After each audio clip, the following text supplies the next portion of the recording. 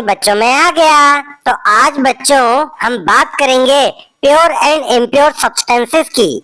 बच्चों आपने बहुत सारे खाने पीने के प्रोडक्ट्स पर कई बार प्योर लिखा हुआ देखा होगा, देखा है? वहाँ लिखा होता है प्योर। मगर सोचिए कि आपको वाकई में लगता है कि वो चीज प्योर है? मेरे बात को ध्यान से समझना कि रियल वर्ल्ड में खाने पीने की चीजों को प्योर बोला जा रहा है, वहाँ प्योरिटी का मतलब कुछ अलग है, मगर केमिस्ट्री के हिसाब से प्योरिटी का मतलब कुछ और होता है। अभी ये लोग जो प्योर लिख रहे हैं खाने पीने की चीजों पर, जरा सोचो इनके हिसाब से प्योरिटी का क्या मतलब है। मैं प्योर मिल्क प्रोवाइड करता हूँ, प्योर दूध देता हूँ, मतलब उनके हिसाब से उस दूध में कुछ और नहीं मिलाया गया है। अच्छी बात है। मैं प्योर ऑरेंज जूस देता हूँ, इसका मतलब उसमें प्योर ऑरेंज जूस प्रेजेंट है, कुछ और नहीं मिला है। मतलब रियल वर्ल्ड में प्योरिटी का मतलब क्या है? जिसमें कुछ और नहीं मिलाया गया है। तो क्या केमिस्ट्री में भी प्योरिटी का यही मतलब होता है? जरा समझ ले बच्चों, ये बात तो हम जानते हैं कि दुनिया का हर मैटर छोटे छोटे पार्टिकल से मिलकर बना है, लेकिन ये पार्टिकल एक्चुअली क्या होता है? कई लोग कहते हैं कि ये पार्टिकल को हम एटम बोलते हैं। सही बात है, एटम बोलते हैं, मगर थोड़ा समझना, हम ये बात जानते हैं कि केमिस्ट्री में आज तक 118 एटम्स की हम बात करते आए हैं, यानी कि टोटल 118 एटम डिस्कवर हो चुके हैं। तो आप जब इन मैटर के अंदर झांक कर देखोगे तो आपको इन 118 में से ही कोई ना कोई एटम मिलेगा, जाहिर सी बात है। लेकिन ये बात ध्यान रखना कि जो 118 एटम डिस्कवर हो चुके हैं उनमें से केवल 7 एटम ऐसे हैं जो कंप्लीट हैं। बाकी 111 एटम, 111 एटम जो बच गए वो कंप्लीट नहीं है, वो इनकम्प्लीट है। और वो अपने आप को कंप्लीट करने की कोशिश करेंगे, और कंप्लीट करने की कोशिश करने के लिए वो क्या करते हैं? वो दूसरे एटम के साथ जुड़ना शुरू कर देते हैं, कंबाइन होने लगते हैं। और उस ग्रुप को हम क्या बुलाते हैं? मॉलिक्यूल बुलाते हैं। मतलब कभी कभी एटम एक दूसरे एटम के साथ कंबाइन होता है। क्यों होता है? क्योंकि वो इनकम्प्लीट है। तो जब आप मैटर के अंदर झांक कर देखते हो और आपको पार्टिकल दिखाई देते हैं, तो वो पार्टिकल कोई सिंगल एटम भी हो सकता है या ग्रुप ऑफ एटम यानी कि मॉलिक्यूल भी हो सकता है। जैसे कि मैं एक एग्जांपल लूं, मान लीजिए कि आयरन की रॉड है, उसके अंदर बहुत सारे आयरन के एटम होंगे, ठीक है ना? बहुत सारे आयरन के एटम होंगे। तो यहाँ पर आपको जो पार्टिकल दिख रहा है वो सिंगल सिंगल एटम के फॉर्म में दिख रहा है। तो यहाँ पार्टिकल का मतलब क्या हो गया? एक सिंगल एटम। लेकिन वहीं पर आप वाटर का एग्जांपल ले लो, तो वाटर में मॉलिक्यूल होता है H2O, 2 हाइड्रोजन 1 ऑक्सीजन मिलकर वाटर बनाते हैं। तो बहुत सारे H2O आपको देखने को मिलेंगे वाटर में। तो यहाँ पर पार्टिकल का मतलब क्या होगा? मॉलिक्यूल। तो ध्यान रहे, पार्टिकल एक जनरल वर्ड है, पार्टिकल का मतलब केवल एटम नहीं है। हाँ, कुछ केसेस में पार्टिकल का मतलब एटम हो सकता है, मगर कुछ केसेस में पार्टिकल का मतलब मॉलिक्यूल होता है। तो अब किसी मैटर के अंदर अगर हमें पार्टिकल दिख रहे हैं तो वो सारे पार्टिकल सेम टाइप के हैं या नहीं, इस बेसिस पर हम मैटर को 2 पार्ट्स में क्लासिफाई करते हैं, pure substances and impure substances. अगर आपको मैटर के अंदर सारे पार्टिकल एक जैसे दिख गए तो बोल देना प्योर सब्सटेंस। एग्जांपल दूं, जैसे कि आयरन की रॉड का बात किया था, आयरन की रॉड में सारे एटम एक जैसे हैं, तो क्या बोलेंगे कि प्योर सब्सटेंस है, क्योंकि सारे पार्टिकल डिट्टो सेम दिख रहे हैं।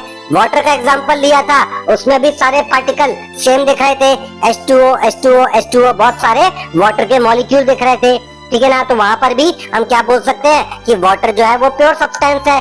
लेकिन अगर आपको सारे पार्टिकल एक जैसे नहीं दिख रहे हैं तो आप उस सब्सटेंस को प्योर नहीं बोलेंगे, उसको आप इम्प्योर सब्सटेंस बोलेंगे। एक एग्जांपल देता हूँ, एक बॉक्स के अंदर हाइड्रोजन गैस भरी हुई है और ऑक्सीजन गैस प्रेजेंट है। अभी आपको पता है हाइड्रोजन गैस में H2 नाम के मॉलिक्यूल होते हैं, यानी कि 2 हाइड्रोजन एटम मिलकर एक हाइड्रोजन गैस का मॉलिक्यूल बनाते हैं। ऐसे ही ऑक्सीजन गैस में भी 2 ऑक्सीजन के एटम प्रेजेंट होते हैं, 2 ऑक्सीजन के एटम मिलकर एक O2 मॉलिक्यूल बनाते हैं। और ऐसा ही बहुत सारे O2 नाम के मॉलिक्यूल आपको ऑक्सीजन गैस में देखने को मिलेंगे। तो अभी इस बॉक्स में H2 मॉलिक्यूल भी है, O2 मॉलिक्यूल भी है। अच्छा, मॉलिक्यूल मतलब पार्टिकल। हमने पहले ही बात किया था कि पार्टिकल कोई सिंगल एटम भी हो सकता है और पार्टिकल कोई मॉलिक्यूल भी हो सकता है। तो यहाँ पर मुझे 2 टाइप के पार्टिकल देखने को मिल रहे हैं, एक H2 नाम का पार्टिकल और एक O2 नाम के पार्टिकल। तो क्या मैं ये बोल पाऊंगा कि सारे पार्टिकल सेम है? नहीं, बिल्कुल नहीं। भाई सारे पार्टिकल कहाँ सेम है? कुछ पार्टिकल H2 है तो कुछ पार्टिकल O2 वाले हैं। तो यहाँ पर सारे पार्टिकल सेम नहीं है, तो इस सब्सटेंस को हम प्योर नहीं बोलेंगे, इम्प्योर सब्सटेंस बोलेंगे। और इम्प्योर सब्सटेंसेस को बच्चों मिक्सचर के नाम से भी जाना जाता है। अच्छा, हम प्योर सब्सटेंस को भी दो पार्ट्स में क्लासिफाई कर सकते हैं। भाई प्योर सब्सटेंस के अंदर सारे पार्टिकल सेम होते हैं, ठीक है, लेकिन अभी उन पार्टिकल के अंदर अगर झांक कर देखें तो क्या पार्टिकल के अंदर सारे एटम एक जैसे हैं? भाई अगर पार्टिकल के अंदर सारे एटम एक जैसे हुए तो उस प्योर सब्सटेंस को आप एलिमेंट बुलाना, और अगर उस पार्टिकल के अंदर सारे एटम एक जैसे नहीं हुए तो आप उस प्योर सब्सटेंस को कंपाउंड के नाम से बुलाएंगे, ठीक है ना। अभी देखो, मैं आपको एक छोटा सा एग्जांपल देता हूँ। मान लेते हैं एक बॉक्स में ऑक्सीजन गैस भरी है। अभी आपको पता है कि ऑक्सीजन गैस में तो O2 नाम के मॉलिक्यूल होते हैं, तो यहाँ पर सारे पार्टिकल सेम है ना, क्योंकि सारे मॉलिक्यूल एक जैसे दिख रहे हैं, तो मैं बोल सकता हूँ सारे पार्टिकल सेम है। तो ये सब्सटेंस तो प्योर है, ये तो पक्की बात है। लेकिन जरा अब एक पार्टिकल के अंदर झांक कर देखो, यानी कि एक O2 मॉलिक्यूल के अंदर, उसके अंदर दो ऑक्सीजन के एटम है, सेम टाइप के एटम है, तो आप क्या बोलोगे कि ऐसा प्योर सब्सटेंस जिसके पार्टिकल के अंदर सारे एटम आइडेंटिकल है, सेम है, ऐसे प्योर सब्सटेंस को क्या बुलाना है? एलिमेंट बुलाना है। लेकिन वहीं पर वाटर का एग्जांपल ले लूं तो वाटर में भी सारे पार्टिकल सेम होते हैं, H2O, H2O, H2O, बहुत सारे वाटर के मॉलिक्यूल होते हैं सेम टाइप के, तो सारे पार्टिकल सेम है, तो वाटर भी प्योर सब्सटेंस है। लेकिन अगर वाटर के मॉलिक्यूल के अंदर झांक कर देखोगे तो आपको दो हाइड्रोजन के एटम और एक ऑक्सीजन का एटम देखने को मिलेगा। मतलब सारे एटम एक जैसे नहीं है इस पार्टिकल में, तो सब्सटेंस तो वाटर भी प्योर है, लेकिन आप इसे एलिमेंट नहीं बुला सकते क्योंकि सारे एटम तो एक जैसे हैं नहीं। तो आप इसे क्या बुलाएंगे? आप इसे कंपाउंड के नाम से बुलाएंगे। तो बच्चों, आई होप आपको ये बात समझ में आ रही होगी कि on the basis of purity matter को दो पार्ट्स में बांटा गया, pure substance and impure substance. किस बेसिस पर?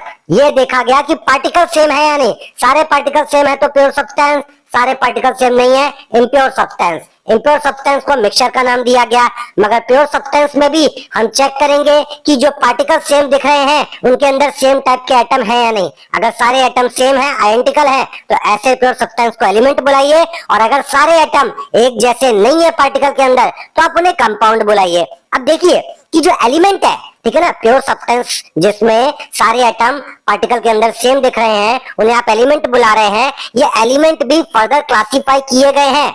कुछ एलिमेंट्स को हम मेटल कहते हैं, मेटल। कुछ एलिमेंट्स ऐसे हैं जिन्हें नॉन मेटल बोला गया है। कुछ एलिमेंट ऐसे हैं जिन्हें मेटलॉइड कहते हैं, और कुछ एलिमेंट ऐसे हैं जिनको नोबल गैसेस के नाम से बुलाया गया है। ध्यान रहे, हमारे पास एलिमेंट की चार कैटेगरी है, metal, non metal, metalloid and noble gases. अब बच्चों, आपको प्योर सब्सटेंसेस के बारे में एक बात बता दूं। Pure substances nature wise homogeneous होते हैं। अभी क्या मतलब है होमोजीनियस का? भाई होमोजीनियस का मतलब है कि जो सारे पार्टिकल आपको देखने को मिल रहे हैं वो सब यूनिफॉर्मली डिस्ट्रीब्यूटेड है, सब जगह इक्वल अमाउंट में प्रेजेंट है। ऐसा नहीं होगा कि किसी एक जगह पर पार्टिकल ज्यादा पास पास है तो पता चला कहीं और पर थोड़ा दूर दूर है, नहीं, यूनिफॉर्मली डिस्ट्रीब्यूशन। तो अभी आप चाहे एलिमेंट उठा लो या कंपाउंड उठा लो, दोनों प्योर सब्सटेंसेस हैं, दोनों में पार्टिकल यूनिफॉर्मली डिस्ट्रीब्यूटेड देखने को मिलेंगे। लेकिन मिक्सचर की बात करूं तो मिक्सचर होमोजेनियस हो भी सकता है, नहीं भी हो सकता है, ठीक है ना। मिक्सचर में दोनों बातें हैं, मतलब मिक्सचर के केस में आपको यूनिफॉर्म डिस्ट्रीब्यूशन देखने को मिल भी सकता है, नहीं भी मिल सकता है। तो अगर मिक्सचर में यूनिफॉर्म डिस्ट्रीब्यूशन देखने को मिल रहा है, यानी कि मिक्सचर होमोजीनियस है, तो आप ऐसे मिक्सचर को क्या बुलाएंगे? Homogeneous mixture. लेकिन अगर वहां यूनिफॉर्म डिस्ट्रीब्यूशन नहीं है तो आप ऐसे मिक्सचर को नॉन होमोजीनियस मिक्सचर बोलिए, या चाहे तो हेट्रोजीनियस मिक्सचर भी कह सकते हैं। अब बच्चों, एक बात और ध्यान रखिए कि प्योर सब्सटेंसेस में जो भी एटम्स आपस में कनेक्टेड रहते हैं वो एक फिक्स रेशियो में कनेक्ट रहते हैं, फिक्स रेशियो में। जैसे कि वाटर की बात करूं तो दो हाइड्रोजन एक ऑक्सीजन मिलकर एक वाटर का मॉलिक्यूल बनाता है। तो अभी पूरी दुनिया में कहीं भी चले जाओ, दो हाइड्रोजन और एक ऑक्सीजन मिलकर ही वाटर बनाएगा। तो यहाँ पर जो भी कॉन्स्टिट्यूएंट्स हैं, कॉन्स्टिट्यूएंट मतलब जिन चीजों से मिलकर आपका प्योर सब्सटेंस बन रहा है, वो एक फिक्स रेशियो में कनेक्टेड है। लेकिन मिक्सचर में ऐसा हो ये तो मुमकिन ही नहीं है। मिक्सचर का कुछ पता नहीं होता, पता चला कहीं ज्यादा पार्टिकल जुड़े हुए हैं, कहीं कम जुड़े हुए हैं, यानी कि वहां पर कॉन्स्टिट्यूएंट का फिक्स रेशियो नहीं होता है। अच्छा, एक बात और भी ध्यान रखने वाली है कि जो मिक्सचर होते हैं उनके मेल्टिंग और बॉइलिंग पॉइंट कोई फिक्स नहीं होते हैं, क्योंकि पता नहीं उसके अंदर क्या क्या चीजें मिलाई गई हैं। तो हर किसी का मेल्टिंग और बॉइलिंग पॉइंट अलग अलग होता है।